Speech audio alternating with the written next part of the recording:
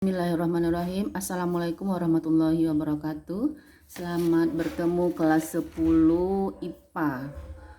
Kita lanjut materinya mengenai hukum dasar kimia. Ada beberapa hukum. Yang pertama kita pelajari namanya hukum kekekalan massa. Ditemukan oleh Lavoisier.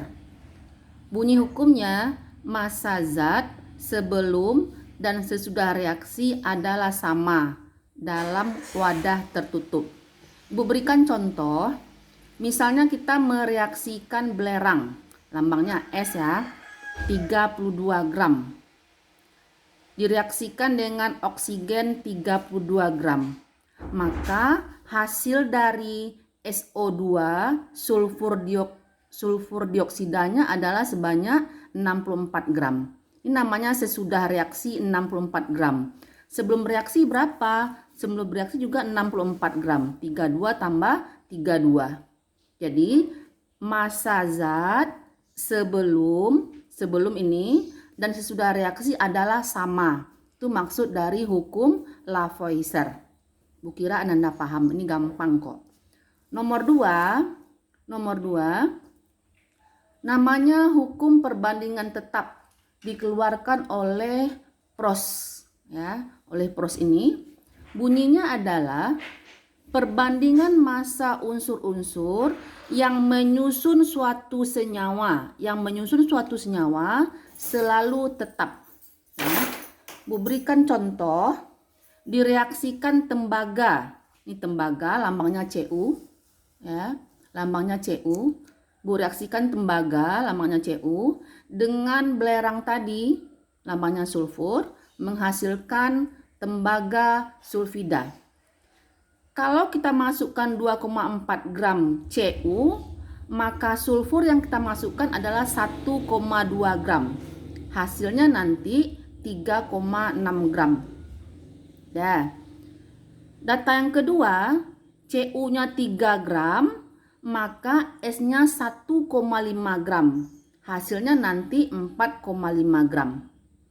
Kalau kita masukkan Cu-nya 4 gram, sulfurnya kita masukkan 2 gram, maka hasilnya nanti adalah 6 gram. Maka perbandingan Cu dan S ini kita namakan adalah perbandingannya 2:1. Kita namakan perbandingannya 2:1. Ini 4, ini 2. Ini 3, ini 1,5. Ini 2,4, ini 1,2. Itu kan perbandingannya 2:1. Di perbandingannya itu selalu tetap. Tidak boleh kita sembarang memasukkan jumlah zat yang kita reaksikan ketika kita ingin membentuk suatu senyawa. Tidak sama seperti kita membuat kopi, minuman kopi, itu namanya kan campuran, bukan senyawa. Maka gula dan kopi yang kita masukkan sesuka hati kita. Kalau kita ingin lebih manis, maka gulanya kita banyakkan. Kalau kita ingin lebih pahit, kopinya kita banyakkan. Itu cara kita membuat campuran, bukan senyawa. Kalau untuk membuat senyawa, perbandingannya selalu tetap. Bu lanjutkan. Masih mereaksikan tembaga dan sulfida. Bagaimana kalau kita perbandingannya 2:1, tapi kita masukkan tembaganya 5 gram. Perhatikan ya, 5 gram. Kita masukkan tembaganya 2 gram. Hasil akan tetap 6 gram. Hasil dari tembaga sulfidanya akan tetap 6 gram. Maka akan ada yang bersisa. Siapa yang bersisa? 1 gram tembaga. Ini tadi bersisa dia kan? Harusnya berapa kita masukkan di sini? 4 gram cuma. Tapi karena kita memasukkannya 5 gram, maka akan ada yang bersisa 1 gram. Jadi hasil tembaga sulfida, ini 5, ini 2, bukan 7. Hasilnya tetap 6 gram. Tapi akan ada yang bersisa yang tidak bereaksi 1 gram, yaitu tembaga.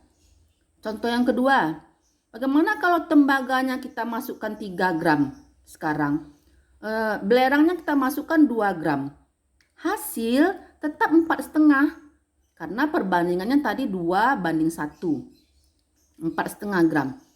Nah, maka akan ada yang bersisa. Siapa yang bersisa?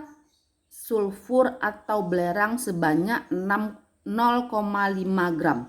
Jadi di sini Harusnya kan kalau perbandingannya 2:1, kalau ini 3, ini tentu 1,5.